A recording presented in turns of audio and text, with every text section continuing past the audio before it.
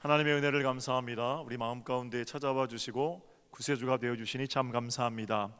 말씀을 들을 때 우리의 심중이 주님께 확정되게 하시고 종의 부족한 입술을 수정하셔서 생명의 말씀을 전하는 도구로만 사용하옵소서. 감사하옵고 주님의 이름으로 기도 올려나이다. 아멘. 할렐루야. 네. 앞에 뒤에 분 사랑합니다. 축복합니다. 인사하세요. 네.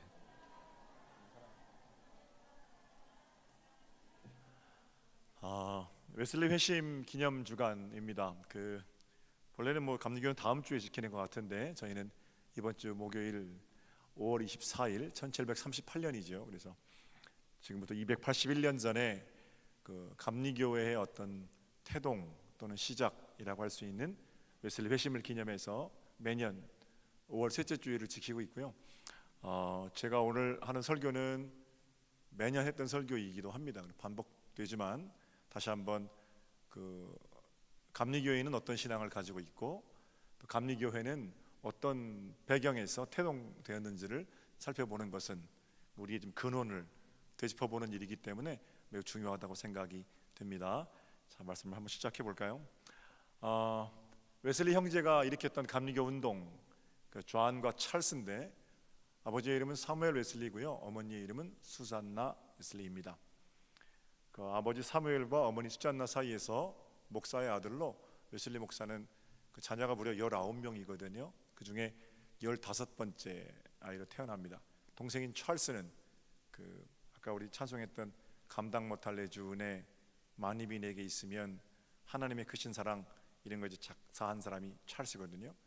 찰스는 16번째. 그래서 19명 중에 9명이 죽고 10명이 이제 같이 자랐는데 엄격한 청교도 집안에서 자랐고 그 생애를 다 말씀드릴 수 없습니다만 어린 시절에 어려운 형편, 집안이 인원이 많으니까 아버지가 영국 국교의 목사인데 그렇게 잘 살지 못했거든요. 그래서 장학금 받고 옥스퍼드에 입학했다가 20대에 옥스퍼드에 이제 지금도 36개 대학이 그 안에 있어요. 그 중에 유명한 해리포터 거기 나오는 크라이스트 처치, 그것도 이제 웨슬리가 졸업한 대학이고, 그다음에 링컨 칼리지에서 웨슬리가 20대 후반에 펠로우, 교수거든요. 펠로우 교수로 봉직하게 되고 젊은 나이에 북미 조지아 선교도 갔다 오게 되고, 어쨌든 그런 과정을 거치면서 웨슬리가 자기 삶을 살았던 수제입니다. 돌아가실 때까지 웨슬리 목사님은 성공회 목사님이셨어요. 물론 성공회를 신부님이라고도 그러고 목사님이라고도 그러죠. 그럼 성공회는 뭐냐? 영국 국교회입니다. 지금은 세력이 굉장히 미미해졌습니다만 평택에 가면 평택 성공회 성당 있죠, 그죠? 한쪽 면에는 평택 성당 이렇게 써 있고 다른 한쪽 면에는 평택 교회 이렇게 써 있어요. 그래서 그게 성당인지 교회인지 헷갈리시는 분들이 계신데, 성공회는 개신교회입니다. 헨리 8세가 이혼을 하고 재혼을 하죠. 그런데 이혼을 하고 재혼하는 과정을 로만 카톨릭은 허용하지 않아요. 그래서 카톨릭으로부터 분리됩니다. 그래서 그 전에는 로만 카톨릭 처치 인 잉글랜드, 영국에 있는 로마 카톨릭 교회였어요. 영국 교회가. 그런데 그게 처치 인 잉글랜드가 처치 오브 잉글랜드로 바뀌는 겁니다. 영국의 교회. 그래서 그게 이제 영국 교회가 되는 거고요. 그러니까 캐톨릭에서는 떨어져 나온 거죠. 스스로 교회 수장 자리에 올라앉게 되고, 그러면서 이제 영국 국교회가 되는데 그게 바로 성공회입니다. 그 이후에도 역사적인 과정을 통해서 많이 청교도들하고 갈등도 있었고 왕당파, 의회파, 정치에 휘말리면서 어려움도 겪었습니다만, 성공회가 로만 카톨릭 교회가 아닌 건 분명하고 개신교회죠. 지금도 캐톨릭의 예전들을 많이 가지고 있죠. 그래서 사제, 목사들의 결혼 문제만 해도 우리 개신교회는 자유롭게 결혼을 하지만 로만 카톨릭교회는 결혼 못 하잖아요. 성공회는 결혼한 상태로 사제사품을 받으면 인정합니다. 결혼하지 않고 사제사품을 받으면 결혼 못 하죠. 반맛이 섞여 있는 것 같아요. 어쨌든 웨슬리 목사님은 돌아가실 때까지 성공회 목사님이셨고, 지금도 대한성공회나 이런 홈페이지에 들어가 보시면 거기 웨슬리 목사님의 이름이 기록되어 있습니다. 그도 그럴 것이 웨슬리가 일으켰던 감리교 운동은 어떤 교파나 또 다른 집단을 의도하고 세력화를 이루기 위해서 분리된 집단이 아니라는 거예요. 그래서 감리교 소사이어티가 되기 위해서 그 전에 있었던 것은 감리교 무브먼트입니다. 새롭게 살아보자는 마음으로부터의 성결 또는 거룩한 것들을 이루어가는 운동, 그게 감리교회지 건물, 제도 또는 뭐 집단, 무리, 숫자 이런 게 감리교회가 아니라는 거예요. 그게 감리교 정신이에요. 웨슬리 목사님에게 어떤 사람이 묻습니다. 감리교회에 대해서. 웨슬리가 한 유명한 말이 있어요. 나는 이 땅에서 감리교회가 사라지는 것이 두렵지 않습니다. 그러나 감리교회 정신이 사라지는 것이 두렵습니다. 이렇게 말하니까 얼마나 웨슬리가 내면의 어떤 거듭남을 중요하게 여겼는가 하는 것들을 우리가 잘 알 수 있겠죠. 그렇게 성공회로부터 분리되어서 또 캐톨릭으로부터 분리된 성공회, 그리고 성공회 안에서 새로운 영적 갱신 운동, 그게 아주 거대한 물결이 되었죠. 그러나 한 번도 성공회로부터의 어떤 이탈을 꿈꾸지 않았던 자연스럽게 새로운 교파가 형성된 그게 이제 감리교회입니다. 감리교회뿐만 아니라 성결교회 또는 구세군교회, 이게 전부 다 메소디스트입니다. 그러니까 전부 웨슬리안입니다. 웨슬리의 어떤 신앙 정신을 따르려는 무리들, 그렇게 지칭할 수 있을 겁니다. 좋은 교단이고요. 우리 감리교인 된 것이 오늘 좀 자부감이 느껴졌으면 좋겠고, 어떤 것인가 한 시간에 다 할 수는 없지만 뭔가 좀 붙들고 감리교인 됨을 교파주의 하자는 거 아닙니다. 그러나 자랑스럽게 자부감으로 여기는 그런 시간 되었으면 좋겠습니다. 자, 감리교회는 뭐 혼자 동굴에서 기도하다가 또는 책상 위에서 연구하다가 깨달아진 어떤 철학적 체계 또는 머릿속에서 완성되는 환상적인 것, 타계적인 것, 그런 거 아닙니다. 구체적인 18세기라는 영국의 상황 속에서 태동된 새로운 영적 운동입니다. 그 당시에 영국의 역사가였던 네이비스는 그 당시 시대를, 웨슬리 시대를 3R 이렇게 말하거든요. 3R의 시대. 첫 번째는 The Age of Reason입니다. 이거는 Reason은 이성이잖아요. 그래서 그 당시 영국 사회는 이성의 시대였다는 겁니다. 뭐 우리 세계사 시간에 르네상스와 인문주의 뭐 그러죠, 그죠? 15세기, 16세기를 거치면서 펼쳐왔던 그런 어떤 인간에 대한 자각, 발견 이런 것들이 웨슬리가 지내던 18세기 영국 상황에서는 굉장히 부각되던 그런 시기입니다. 말만 들어도 복잡한 합리주의, 계몽주의, 자연주의, 낭만주의 뭐 다 이런 것들이 창궐하던 그런 시대고요. 이 시대가 가지는 특징은 그 당시에 사람들이 보편적으로 지녀오던 전통적인 가치와 신념, 그런 것들을 의심하게 하는 겁니다. 합리적 의심이죠. 동정여역에서 탄생되었다고? 그거 왜? 죽은 사람이 살아날 수 있다고? 그게 말이 돼? 이렇게 사람들이 묻기 시작했다라는 겁니다. 당연하게 이전까지 사람들은 역사의 주인을 하나님으로 고백했는데, 하나님이 앉아 계셨던 역사의 주인의 자리에 사람이 앉게 되었습니다. 이성을 신뢰하게 되고 합리적인 것들만 이야기를 나눌 수 있게 되는 그런 시대에 이르렀다는 겁니다. 자, 합리주의, 인간의 이성이 발달되고 과학적 사고가 증진되는 그런 시대에 이 일에 대한 반대 사조가 등장하게 되는데 바로 그게 경건주의 운동입니다. 경건주의 운동은 중세 수도원 운동처럼 세상과 분리하여 신앙의 순수성을 지키기 위한 노력들입니다. 그러니까 산으로, 들로, 광야로 교회의 자리, 고민의 자리가 옮겨지는 거죠. 그들은 신앙의 순수성은 지켰습니다. 그러나 대부분의 사람들로부터는 외면을 당하게 됩니다. 산으로 들어가는 게 기독교 정신에 참 가까운가?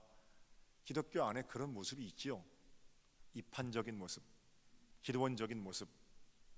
그러나 세상을 향해 감당해야 하는 사명, 그것도 교회 안에 있는 걸 생각해 보면 극단적인 경건주의, 기도원주의 이런 것도 옳지 않습니다. 어쨌든 시대가 이성이 발달되고 이성에 대한 반이성이 발달되고 이런 양극단을 오고 가는 그런 시대에 웨슬리 목사님이 있었다는 거죠.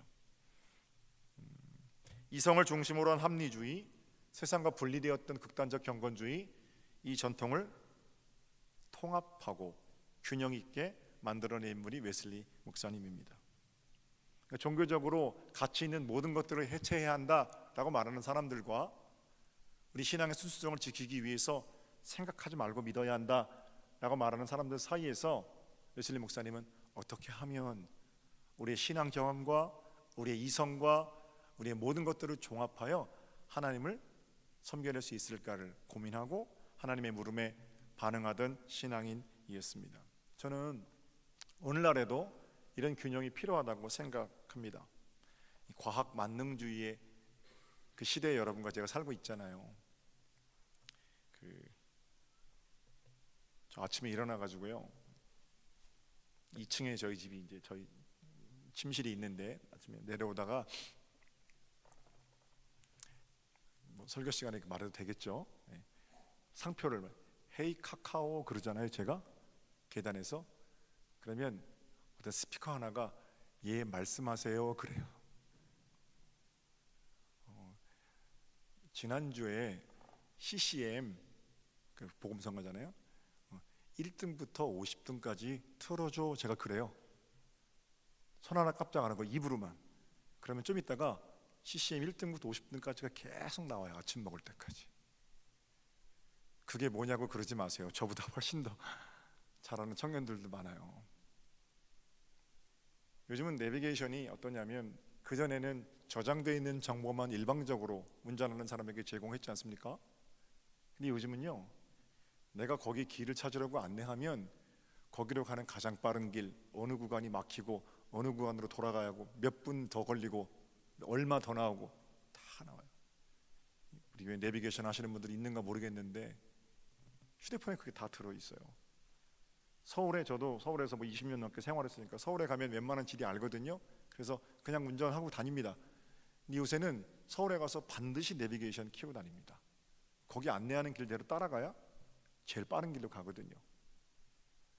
그런 시대에 내비게이션만 보면 앞으로 몇 분 뒤, 1시간 뒤 상황을 정확하게 안내해주는 과학적 어떤 빅데이터인 추론, 그리고 현재 교통 상황을 위성으로 감지해서 그렇게 알려주는 모든 것이 명약관화하게 보이는 그 시대에 여러분, 그 길이 아니라 예수님이 참 길입니다 이렇게 말하는 소리를 사람들이 믿어주겠느냐고요. 예수가 어떻게 길이 되느냐 내게 설명해달라 또는 증거를 보여달라, 사람들이 그럴 거 아닙니까? 과학의 발달 굉장히 유용한 것임에도 불구하고 과학의 발달로 모든 신비가 해체되는 그런 시대에 아직도 예수만이 참 길이라고 말하는 우리의 소리를 세상은 답답한 것으로 여기지 않겠습니까? 그럼에도 불구하고 우리는 예수를 보여내야 할 사명을 가지고 있잖아요. 그러니까 우리 삶이 어느 것보다도 더 확실하고 투명한 영적 내비게이션 되는 것이 그게 전도지요. 구원의 길을 함께 걸어가면서 예수 믿는 자는 이렇게 살아야 하는 것이다 말하기보다 예수 믿는 자는 이렇게 사는 것이다 보여내는 것이 진짜 전도이겠죠. 그렇게 과학이 발달한 시대에 우리가 살고요, 그렇게 모든 것이 다 이해될 만하고 납득될 만한 그런 시대에 사니까 어떤 사람들은, 어떤 종교인들은, 어떤 기독교인들은 그건 불신앙이야 이렇게 말하고 또 기도원으로 가고 또 산으로 가고 또 교회 문을 걸어 잠그고 사람들 세워놓고 넘어뜨리고 신비한 현상을 보고 떼굴떼굴 구르고 이게 무슨 신앙의 지표인 것처럼 극단적인 신비, 극단적인 경건 이런 것들을 추구하는 시대에 우리가 산단 말입니다. 그러면 웨슬리가 지금 여기 21세기 대한민국에 살아있으면 어떻게 하겠어요? 저는 분명히 그 둘 사이를 종합할 거라고 생각합니다. 생각하고 또 생각해도 우리의 이성을 120% 활용해도 하나님의 은혜가 감사하고, 그렇죠? 메마른 이성에 의한 도덕주의가 아니라, 그러니까 교회 아니라 다른 데 가서도 똑같이 설교되는 그런 설교가 아니라 하나님만이 하실 수 있는 예수 그리스도 구원을 가열차게 전하는 그 뜨거운 가슴도 웨슬리 안에 있을 거고, 그런 차원에서 웨슬리는 균형과 종합의 사람이었다는 거예요. 감리교인은 균형과 종합을 사는 사람들입니다. 이런 표현이 좀 안 좋습니다만 너무 하나님께로 치우치는 것, 그래서 세상을 향해 눈을 감는 것, 그 감리교회는 아니고요. 너무 세상 가운데 치우쳐서 하나님 향해 눈을 감는 것, 그 역시 교회 아니지요. 한 손에는 하나님께서 잡아주시는 손 맡기고, 다른 한 손은 내 힘으로 힘껏 세상을 잡고, 그리고 하나님께로 가는 그런 균형과 종합이 우리 가운데 필요하고, 그런 시대에 웨슬리가 살았다는 겁니다. 두 번째 R은 The Age of Revolution입니다. Revolution, 산업혁명의 시대요. 웨슬리 제임스 와트가 전기기관을 발명하고, 웨슬리 시대에는 아주 혁명적으로 산업의 구조가 바뀌게 됩니다.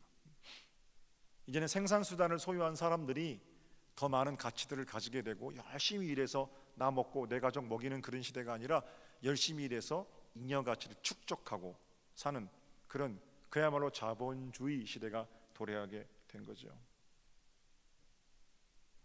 그러나 물질적인 풍요는 다 좋을 것 같았지만 그들에게 여러 가지 문제들을 안겨주는데, 특별히 노동자들의 처우 문제, 또는 노예, 아직도 해결되지 않았던 노예 문제, 도시 빈민의 문제, 이런 문제들을 양산했습니다. 인간이 산업을 위한 기계가 되고 도구가 됩니다. 웨슬리는 거기서 노동조합도 만들었고요. 이게 무슨 좌파에 편향된 노동조합 이런 게 아닙니다. 하나님 말씀에 의거해 보니까 사람이 사람답게 사는 게 맞아요. 그래서 웨슬리가 그 일을 했던 거고, 노예 해방 운동에도 참여하게 되고, 도시 빈민들을 찾아가서 그들을 위로하고 감옥에 가고 교도소에 가고, 이러면서 웨슬리가 감리교 운동을 전개했거든요. 사람들이 돈 버는 일, 그러니까 돈 버는 기계로 전락해 버리니까 4살, 6살 그런 애들도 공장에 그때는 나갔다고 그러니까요. 그런 이상한 현실이 매우 당연한 것처럼 여겨지는 세상 속에서 행복한 가정을 팔아서 눈에 보이는 집 짓는 것, 여기가 온 가치로 그리로 달려갈 때 웨슬리는 그게 아니라는 거예요. 아무리 대궐 같은 집을 지어도, 아무리 눈에 보이는 집이 화려해도 행복한 가정 뺏기면 그건 하나님께서 주신 게 아니다. 웨슬리 목사님이 정확하게 또 정직하게 맞섰던 지점입니다. 눈에 보이는 집을 짓지 마십시오. 믿음의 집을 지으십시오. 웨슬리는 가는 곳마다 그렇게 설교했고요. 만약에 영국 사회가 그런 어떤 생산과 소비의 불균형이 계속되었다면, 그래서 부자는 가만히 있어도 부자가 되고 가난한 사람은 열심히 일해도 계속 가난해지기만 했다면, 그 당시에 영국 주변의 나라들이 겪었던 것처럼 프롤레타리아트 혁명, 공산혁명 겪었을 겁니다. 그런데 영국은 그런 거 없었거든요.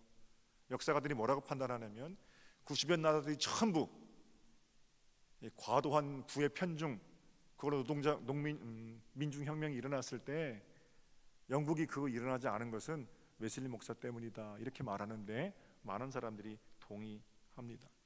이 경제 발전이라는 어떤 폭주하는 기관차, 거기에 브레이크 역할을 감당한 것이 웨슬리 목사님이에요. 사람들이 돈 버는 기계로 전락해버린 그런 사람들 사이에 찾아가서 하나님께서 주신 본유, 본래적인 고유한 것들을 회복시킨 거죠. 저는 2019년 한국 사회에서도 교회가 이런 역할을 감당해야 한다고 생각합니다. 이 파이만 크게 하는데, 예수 믿으면 다 부자 됩니다, 예수 믿으면 나라가 더 국민소득이 올라갈 겁니다, 더 이상 이렇게 가르치는 것이 유일한 복음으로 선포되어서는 교회는 더 이상 설 자리가 없는 거예요. 여러분들은 어떠세요? 혹시 여러분, 내가 돈 버는 기계인가, 이런 생각 해보신 적 없으십니까? 피말리는 경쟁의 시대에 우리 기독교인들은 어떻습니까? 기독교인들이니까 무조건 이겨야 됩니까? 왜 우리가 기독교인들이기 때문에 이겨야 됩니까? 동의할 수 없는데, 만약에 이 어떤 피말리는 경쟁의 피라미드의 꼭대기에 우리가 올라가 앉아야 한다면, 그리고 그게 참이라면 거기 올라가 앉아야 하는 이유는 딱 한 가지입니다. 그 올라가서 다 나눠주기 위함입니다. 이게 웨슬리 정신이에요. 우리 교회가 서정리에서 제일 오래된 교회는 맞죠? 만약에 우리 교회가 경기도에서 또는 대한민국에서 제일 큰 교회가 되어야 한다면 그거 왜 그래야 됩니까? 뭐 내가 큰 교회 다닌다 이런 거 자랑하려고 그럽니까? 그런 거 아니죠. 만약에 그게 소망이고 거기 우리의 마음을 모은다면 그거 딱 하나입니다. 더 많이 분리되고 나누어지고 또는 도와주기 위해서입니다. 그게 아니라면 기독교인들이 부자 될 이유가 없어요. 거기에만 온통 가치가 있는 거니까. 웨슬리 목사님이 설교하는데, 여러분 열심히 일하십시오. 그래서 돈을 많이 버십시오. earn, 그러니까 막 earn your money. 사람들이 아멘 하는 거예요. 두 번째 위치는 여러분 그 많이 버는 걸 save, 저축하십시오. 그러니까 교인들도 그 당시에 막 열심히 돈 버는 사람들 아닙니까? 우리 감리교가 역시 돈도 많이 벌고 많이 저축하면 든든하잖아요. 뭐 자부감도 생기고 말이죠. 돈이 뭐라고. 세 번째 가장 중요한 얘기를 하는데, 그리고 나서 할 수 있는 만큼 최대한 많이 나눠주십시오. 나눠주려는 마음 말고 지갑을 열어서 나눠주라는 거예요. 내가 그만큼 가난해지는 거잖아요. 어떻게 번 돈인데 나눠주려고 번 돈이에요. 나 혼자 웰빙하고 좋은 거 먹으라고 번 돈 아니고, 그게 감리교인이라는 거예요. 사람들이 그 전처럼 큰 소리로 아멘하고 그러지는 않았대요. 돈 버는 것, 부자 되는 것, 그거하고 예수 잘 믿는 거하고 똑같다? 더 이상 교회는 그렇게 가르쳐서는 안 됩니다.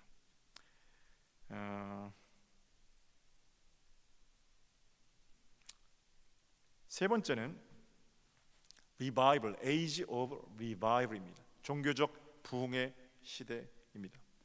대한민국은 70년대, 80년대 위대한 부흥의 역사를 맛봤죠. 이 당시에 웨슬리 목사님 당시에는 영적 부흥의 시대인데, 사람들이 감리교인들을 보고 아우 저런 열광주의자들이라고 말할 정도로 뜨겁게 기도했던 사람들이 밤새도록 Watch Night Service, 야성회에 모여서 눈물을 흘리고 기도합니다.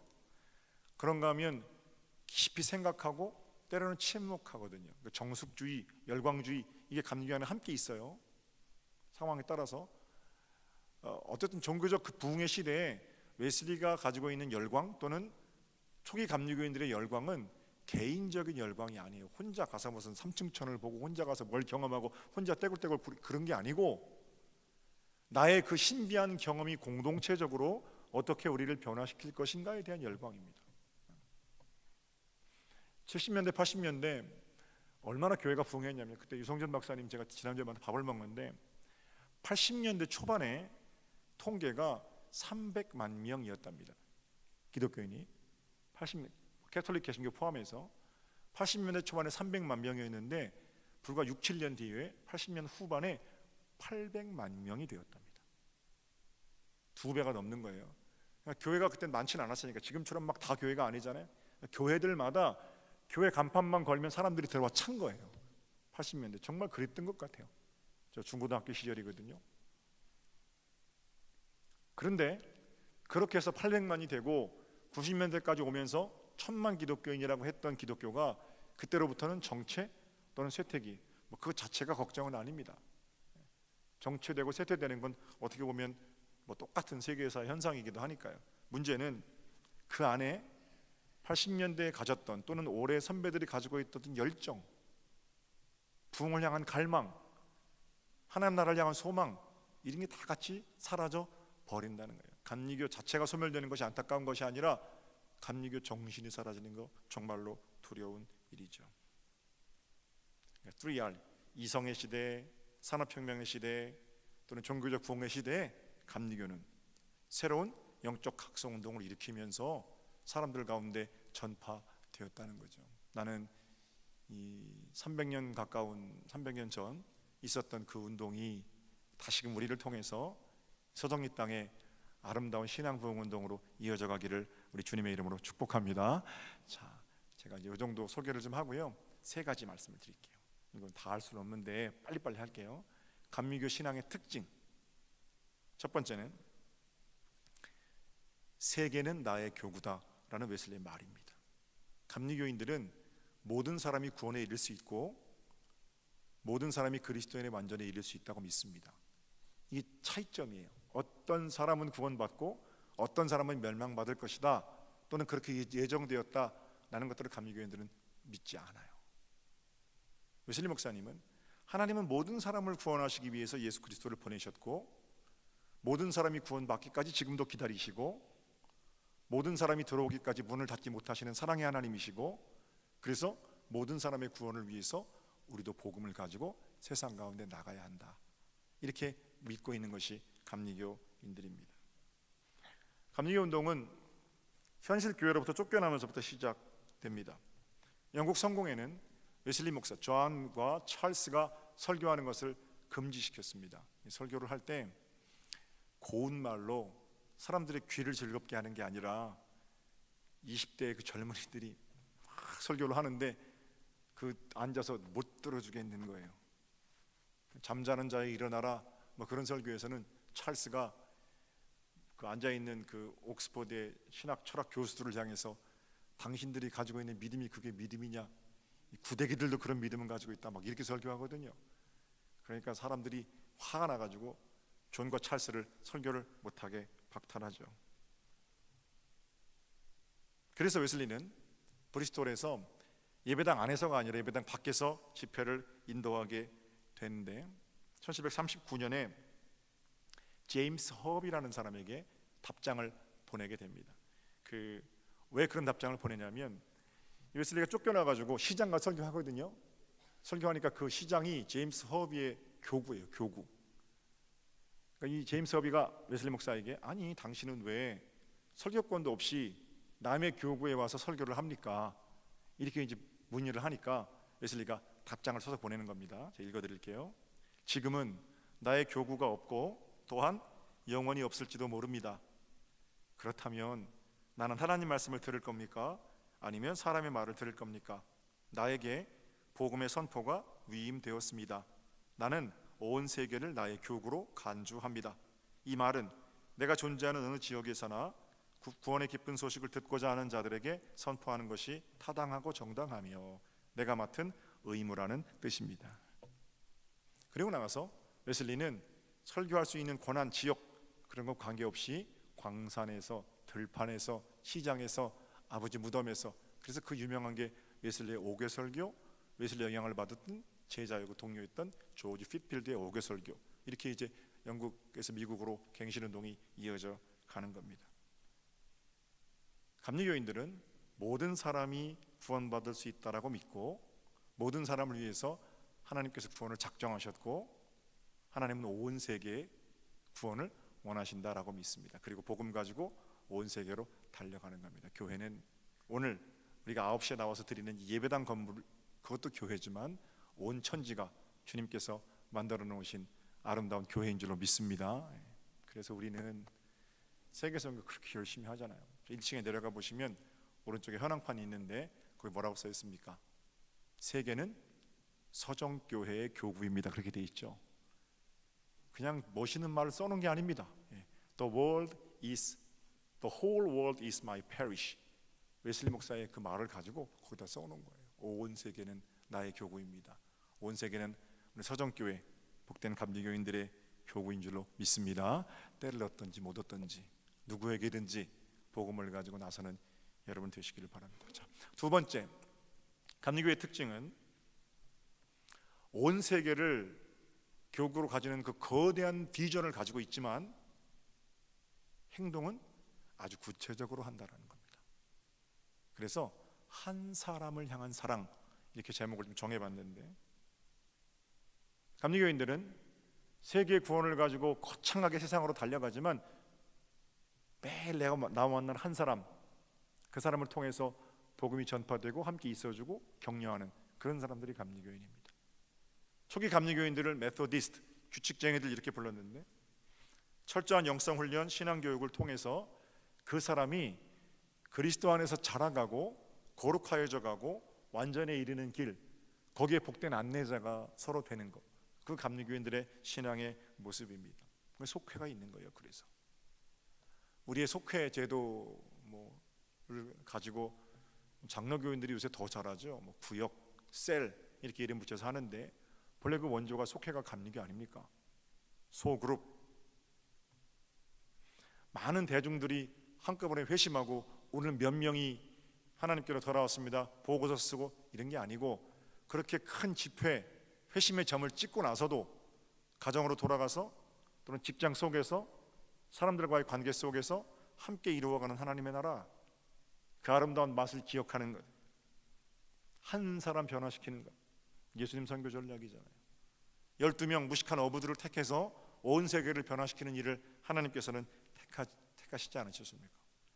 여러분, 꿈은 거창하게 가지시고, 그러나 여러분의 실천만큼은 나와 만나는 그 사람과의 관계 속에서 아주 구체적으로 드러내며 사는 것이 감리교인의 모습이라면, 위대한 감리교인답게 오늘도 내가 만나는 삶의 자리들을 거룩한 교회로 변화시켜가는 복된 역사가 여러분의 것이 되시기를 우리 주님의 이름으로 축복합니다. 자, 마지막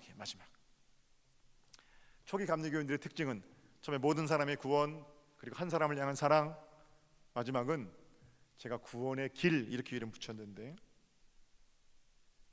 복음에는 하나님의 의가 나타나서 오늘 본문에 믿음에서 믿음으로 이르게 한다 그러죠. 첫 번째 믿음은 우리로 하여금 구원을 받게 하는 믿음이고, 두 번째 믿음은 구원을 살게 하는 믿음. 저는 그렇게 생각합니다. 사랑으로 역사하는 믿음, 내가 구원을 받은 이후에도 내 믿음 가지고 사랑으로 역사하며 구체적인 성품, 거룩한 성품으로 변화되어야 할 책임이 저와 여러분에게 있다라는 겁니다. 감리교인들의 믿음은 구원을 따내고 나서 용도 폐기되는 딱 구원을 얻는 데까지만 필요한 그런 도구로서의 믿음이 아닙니다. 그렇게 믿고 나서 구원을 받은 이후에도 여전히 내 안에 생생하게 살아있어서 내 삶을 변화시키고 주변을 변화시키는 살아서 역사하는 믿음, 그걸 거룩이라고 말해도 좋고 성화라고 말해도 좋고 성결이라고 말해도 좋은데, 우리 감리교회들은 구원받은 이후에도 뭔가 내게 남겨진 몫이 있음을 기억하는 자들입니다. 그게 감리교 운동의 특징입니다. 웨슬리 설교 한 대목 읽어드릴게요. 그것은 그리스도 안에서 새롭게 창조되는 것입니다. 의와 참된 경건 안에서 하나님의 형상을 따라 새로워지는 것이며, 세상에 대한 사랑은 하나님의 사랑으로 변하는 것입니다. 즉 교만에서 겸손으로, 분노에서 온유로 변하는 것입니다. 증오, 질투, 악의가 온화한 이타적 사랑으로 돌아오는 것입니다. 그 변화로 인해서 속되고 감각적이며 악마적인 마음이 그리스도 예수 안에 있는 마음으로 변화되는 것입니다. 이것이 거듭남의 본질입니다. 즉 성령으로 태어난 사람은 모두 이와 같습니다. 우리가 구원을 받은 이후에도 우리의 모든 증오, 악의, 질투, 시기 이런 것들이 성령님의 도우심 가운데 날마다 변화되어가는 새로운 창조, 본래 내 안에 선한 것이 없으니까 내 인생 가운데 뭔가 선한 것이 지어졌다면 그것은 하나님께서 내게 부어주시고 나를 통해 새롭게 창조하신 덕이라는 것을 기억하는 겁니다. 이게 웨슬리 목사님, 이게 웨슬리 목사님의 신학 특징입니다. 나 자유 얻었네, 너 자유 얻었네, 그냥 구원받음을 노래하름으로 끝나는 게 아닙니다. 구원받은 저와 여러분 믿음으로 살아가면서 끊임없이 변화되고 끊임없이 우리 삶 가운데 새롭고 선한 것들을 창조하시는 하나님 역사에 동참하는 거룩의 능력이라는 거예요. 그래서 구원의 방주, 일단 나는 죽어도 천국 간다 이런 종류의 선포보다는 나는 끊임없이 구원의 길을 걸어가며 예수 그리스도와 함께 살아서 역사하는 믿음을 가지고 살아간다 라는 표현이 감리교인들에게는 훨씬 더 어울리는 표현이겠죠. 거룩한 성품으로 변화되어가는 겁니다. 사랑하는 여러분, 웨슬리 목사님이 하나님의 음성을 듣고 진리로 살기로 결단한 지가 벌써 281년이 지났습니다. 웨슬리를 만나주셨고, 그 웨슬리는 초기 감리교인들은 죽어가는 영국 사회를 건져 올렸습니다. 하나님은 저와 여러분을 대한민국과 상관없이 불러준 것이 아닙니다. 평택 땅, 김씨 가문, 이씨 가문, 박씨 가문, 그 가문, 내가 살고 있는 삶의 자리, 그것과 상관없이 나를 불러주신 것이 아니십니다. 하나님은 내게 삶의 상황을 허락하셨고, 그 어떤 상황이든지 그 안에서 나의 거룩함을 통해서 당신의 거룩함을 세상에 드러내시기 위해서 나를 거기 불러주시고 세워주셨습니다. 웨슬리는 그 물음에 정직하게 응답했고 그 일이 위대한 감리교 운동이 되었습니다. 여러분, 이제 우리가 응답할 차례입니다. 예수 그리스도를 통하여 구원받은 우리가 끊임없이 내게 부어주시는 성령님의 은혜 가운데 살아서 역사하는 믿음을 가지고 어떤 일들을 감당해야 할지 한 가지 답은 없어요. 여러분의 삶의 현장에서 구체적으로 하나님께 물으며 그 답을 살아내는 동안 여러분은 위대한 감리교인이십니다. 복 있는 승리가 이번 한 주간 여러분의 것이 되시기를 우리 주님의 이름으로 축복합니다. 자, 웨슬리 설교 한 말씀만 읽어드리고 설교 마실게요.